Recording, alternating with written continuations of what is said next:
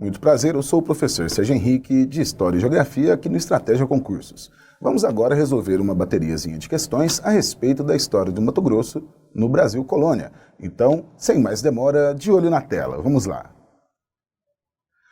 Veja bem, esse exercício está tratando, pelo mapa já conseguimos identificar, é a respeito das monções.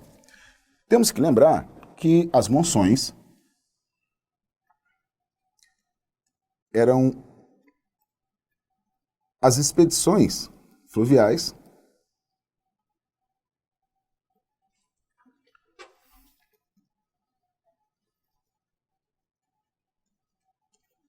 dos bandeirantes paulistas.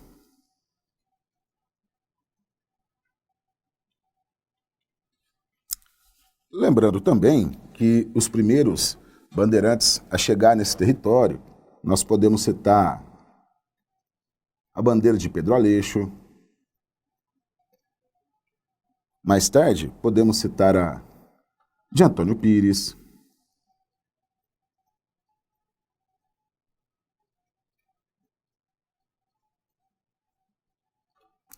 Mas que verdadeiramente encontrou o ouro foi a bandeira de Pascoal.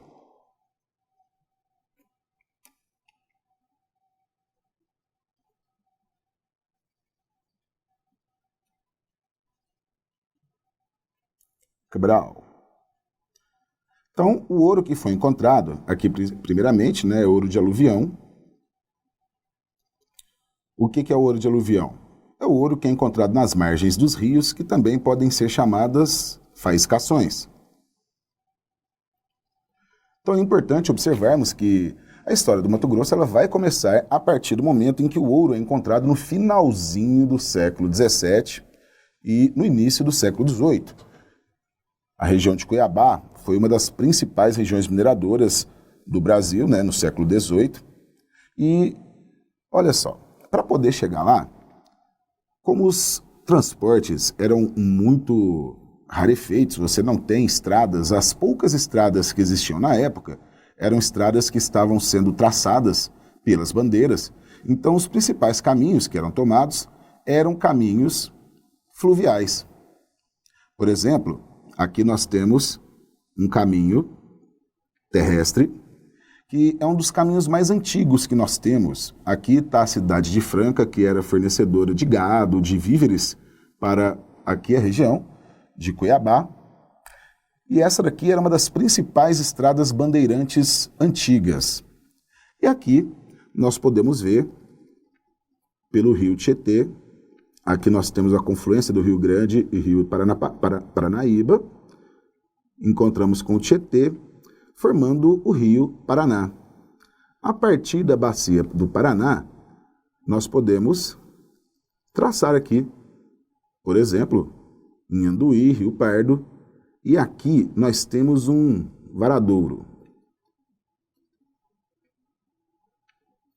Então era um intervalo entre o principal varadouro era o Camapuã, era um intervalo entre, por exemplo, dois rios. Aqui você tem divisores de águas, entre as bacias, e nestes intervalos as expedições eram feitas junto com indígenas, alguns escravos, mas principalmente indígenas, que era o principal objetivo das bandeiras que vinham até ali.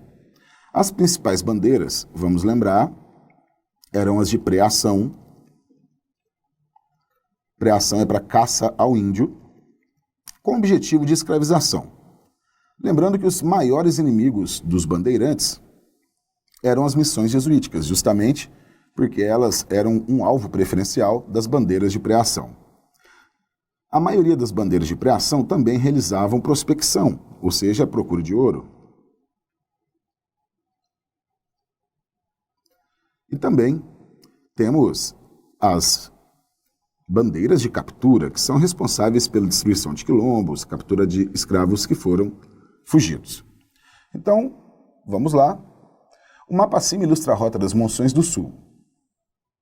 A linha contínua entre São Paulo e Vila Real de Cuiabá indica o caminho terrestre, ao passo que as linhas pontilhadas indicam as rotas monçoneiras percorridas no século XVIII. a respeito do impacto da rede monçoeira no oeste luso-americano no final do período colonial, analisa as afirmativas. Vamos lá. O movimento monçoeiro foi uma continuação do bandeirismo paulista que, nos séculos XVI e XVII, percorreram os territórios ocidentais e atravessaram a região onde se formariam os estados do Mato Grosso e Mato Grosso do Sul. Está correto.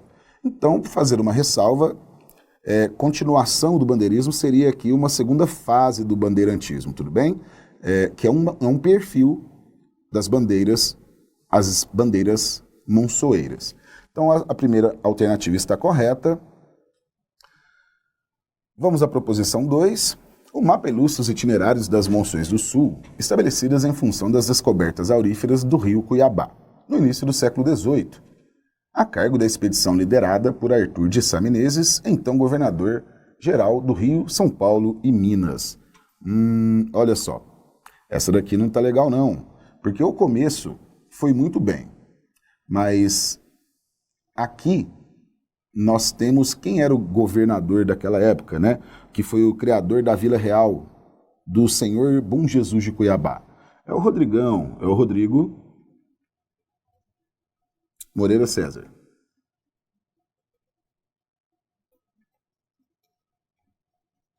Então, questão factual, né? Podemos excluir a número 2. No século XVIII, as monções do Sul permitiram a efetivação do povoamento da região, que hoje corresponde ao Mato Grosso. Sim. Contribuíram para a ampliação territorial da América Portuguesa? Sim. E exerceram um importante papel no desenvolvimento do mercado interno e o escoamento do ouro dos territórios a oeste. Muito bem, está corretíssima. Então veja só. Se temos a primeira e a terceira, a alternativa que vamos assinalar, 1 e 3, alternativa C. E vamos destacar que entre os elementos da ampliação territorial da América Portuguesa, nós podemos citar, por exemplo, as bandeiras, as missões jesuíticas,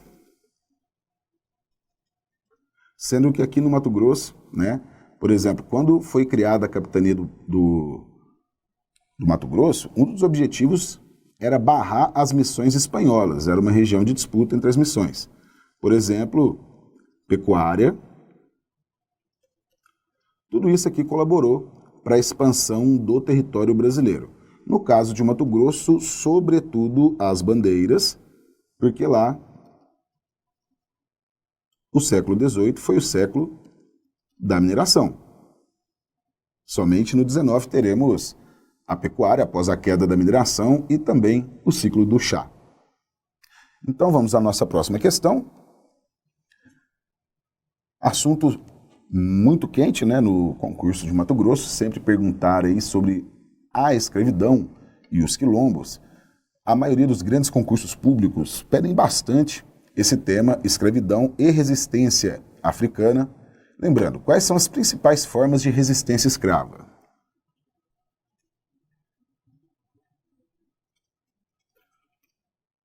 A formação de quilombos,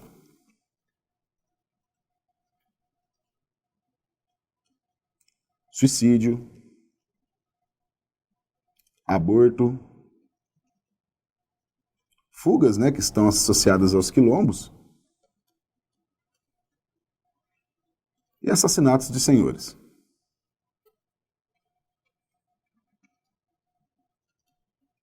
Também podemos colocar o elemento cultural, que a religião africana serve como um fator de resistência cultural. Então podemos colocar aqui também, por exemplo, o candomblé e capoeira. Lembrando que a cultura negra, ela é muito importante para a formação da cultura social mato-grossense. Então, vamos lembrar que em Mato Grosso tiveram vários quilombos, mas há dois que são de longe os mais importantes. O primeiro é o Quilombo do Piolho, que ficava, né,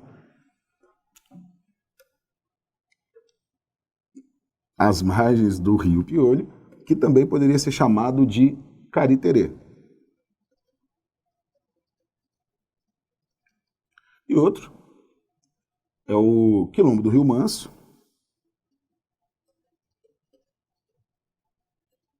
também chamado de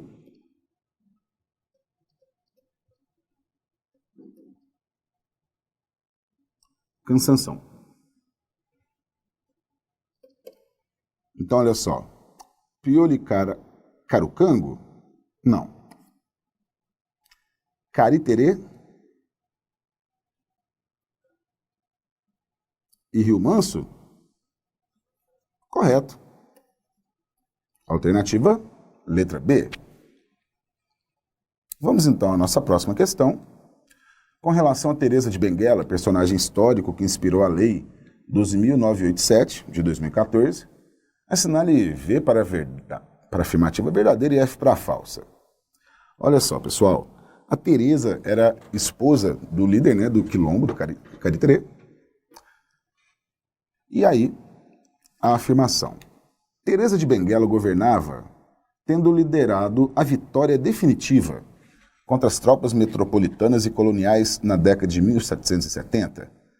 Não. Essa questão está errada principalmente na data, porque aqui é quando ocorreu o surgimento.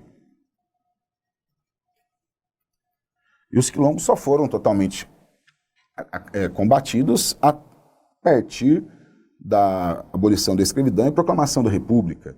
Na época da Guerra do Paraguai, eles assaltaram muito, né, tiveram muitos ataques dos quilombos. Então vamos à próxima proposição. Primeira está errada.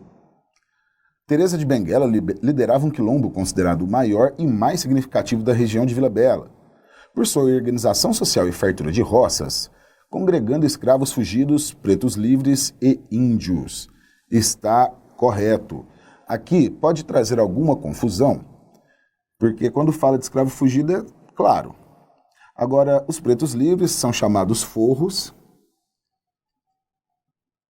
escravos forros, alforriados, e também indígenas. Isso daqui confunde muita gente, mas as pesquisas mais recentes indicam que não só haviam índios, mas também poderiam ser encontrados brancos pobres e até mesmo padres jesuítas que aproveitavam os quilombos para tentar expandir a fé católica. E essa questão de fartura de roças pode ter um outro elemento dos quilombos que tem sido mais explorado atualmente, que eles realizavam inclusive um pequeno comércio, uma pequena troca. Então a segunda proposição está totalmente correta. Vamos lá, Teresa de Benguela. Foi uma liderança quilombola que atuou na metade do século XVIII,